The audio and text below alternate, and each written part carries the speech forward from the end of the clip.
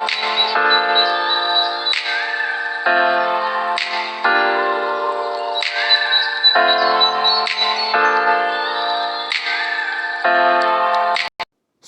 है आप सबों का हमारे एजुकेशन की इस नई दुनिया राजन अ बिलीफ में।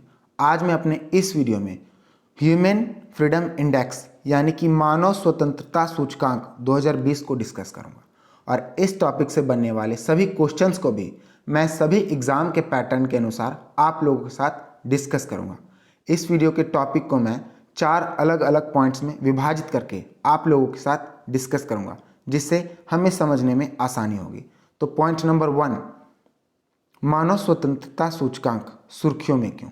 पॉइंट नंबर 2, इस सूचकांक में भारत का प्रदर्शन। पॉइंट नंबर 3, इस सूचकांक में विश्व का प्रदर्शन। पॉइंट नंबर 4, मानव स्वतंत्रता सूचकांक क्या है।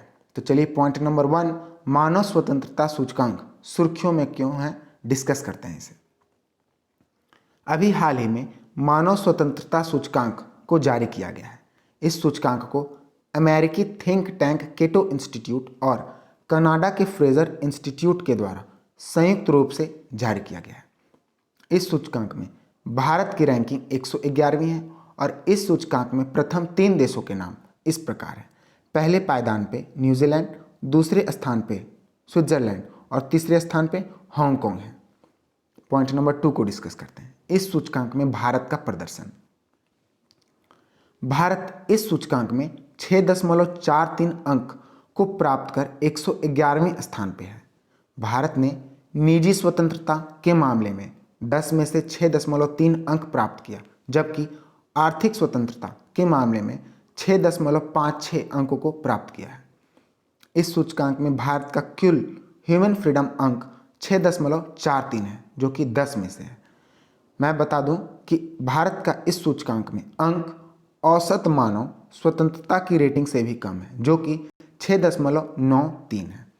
भारत के द्वारा इसी सूचकांक में वर्ष 2019 में 94वें रैंक को प्राप्त किया गया था। अब बात भारत की पड़ोसी के बारे में करते हैं। भारत के पड़ोसी के द्वारा कुछ इस प्रकार से रैंक को प्राप्त किए गए हैं। चीन के द्वारा 129 रैंक को प्राप्त किया गया, नेपाल के द्वारा 92वें रैंक को प्राप्त किया गया, बांग्लादेश के द्वारा 138वें रैंक को और भूटान के द्वारा 108वें रैंक को प्राप्त किया। मैं आपको बता दूं, हमारा देश भारत चीन और बांग्लादेश में के तुलना में इस सूचकांक में अच्छा प्रदर्शन किया है। पॉइंट नंबर 3, इस सूचकांक में विश्व का प्रदर्शन।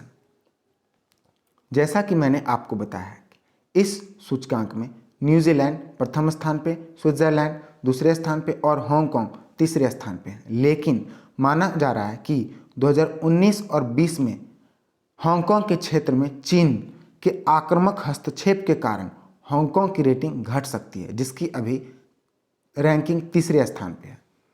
इस सूचकांक में अमेरिका और यूनाइटेड किंगडम दोनों एक ही अंक को प्राप्त कर 17वें रैंक पर हैं। वही युद्धग्रस्त सीरिया इस सूची में आखिरी स्थान को प्राप्त किया है। मैं आपको यह बता दूं कि इस सूचकांक में कुल 162 देशों को सम्मिलित किया गया है और इसी सूचकांक के 162वें रैंक को सीरिया के द्वारा प्राप्त किया गया। पॉइंट नंबर 4, मानव स्वतंत्रता सूचकांक क्या है।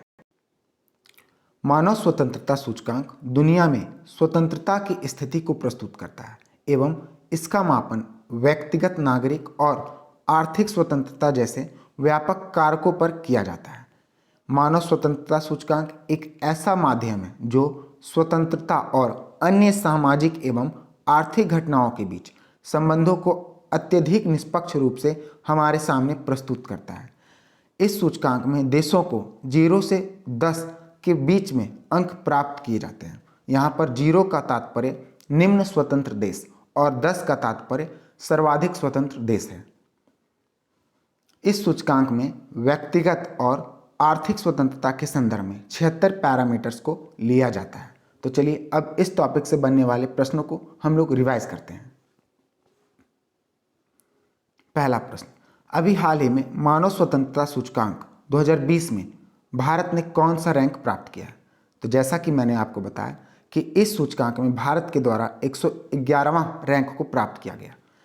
दूसरा क्वेश्चन, मानव स्वतंत्रता सूचकांक को किसके द्वारा जारी किया जाता है। तो इस सूचकांक को केटो इंस्टीट्यूट और फ्रेजर इंस्टीट्यूट दोनों के द्वारा संयुक्त रूप से जारी किया जाता है। अगला क्वेश्चन जो कि हमारे सिविल सर्विसेज के लिए इंपॉर्टेंट है, निम्नलिखित कथनों में से कौन सा कथन सत्य है? पहला, मानव स्वतंत्रता सूचकांक में भारत का स्थान 111वां है। इस सूचकांक में 76 पैरामीटर का प्रयोग किया जाता है। तीसरा, भारत के द्वारा इस सूचकांक में 119 में 2019 में 100वें रैंक को प्राप्त किया गया था और इस सूचकांक में को फ्रेजर इंस्टीट्यूट के द्वारा प्रकाशित किया जाता है। तो मैं इस प्रश्न का जवाब आप लोगों से चाहता हूं, तो इसका जवाब आप लोगों को कमेंट सेक्शन में देना है। All the best, good luck. मैं आप लोगों के लिए इसी तरह का क्वेश्चंस शॉर्ट वीडियो लाते रहूँगा एक इंपॉर्टेंट टॉपिक पे।